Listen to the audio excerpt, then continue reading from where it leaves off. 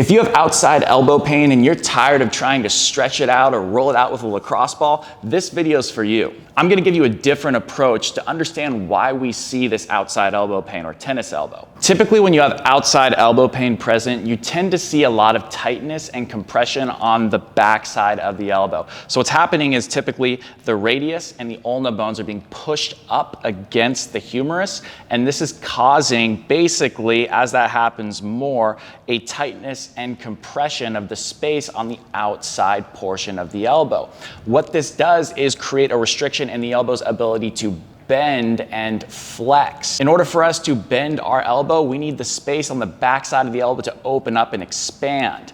And that is going to be restricted many times with outside elbow pain or tennis elbow. You can test your elbow flexion by grabbing your wrist with one hand and getting this arm to be totally limp, hanging down by your side.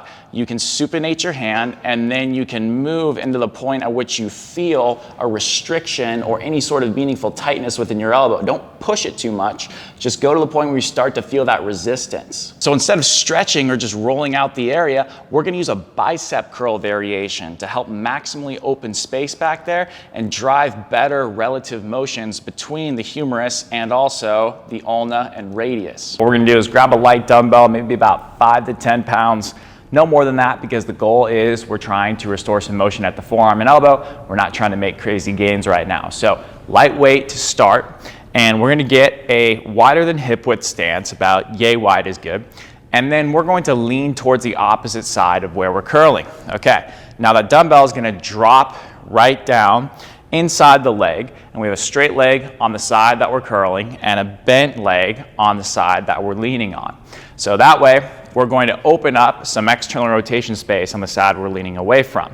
Now, what we're gonna do here is just turn our head down, look at the dumbbell, and now inhale through our nose as we curl, keeping our wrist stacked over the elbow, and then coming up as we finish the curl with that full inhale, exhale going down into that neutral position right there.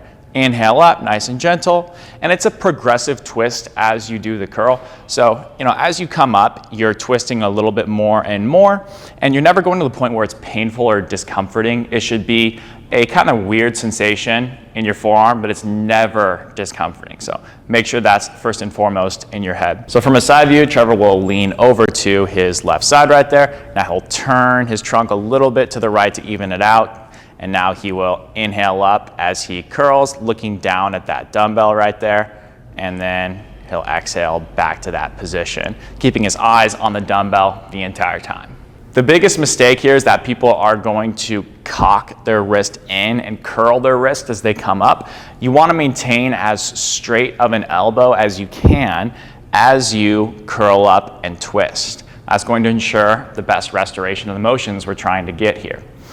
And the other thing is people have a tendency to turn towards the side that they're leaning on. Make sure that your trunk is relatively neutral and you're keeping your weight mostly on the side that you're leaning on there. Do not use a ton of weight. Just 5 to 10 pounds max, if you're strong, is plenty, because the goal here is not to drive gains, it's to help untwist things and get better relative motions. So a weight is important, but you don't want to go too heavy. Just 5 to 10 pounds is all you need. It's very important for us not to overlook the role of the shoulder and the rib cage and the scapula driving the position of the humerus, which then influences the position of the forearm. For example, if I had a very much forward shoulder on that side, that would drive my shoulder into internal rotation.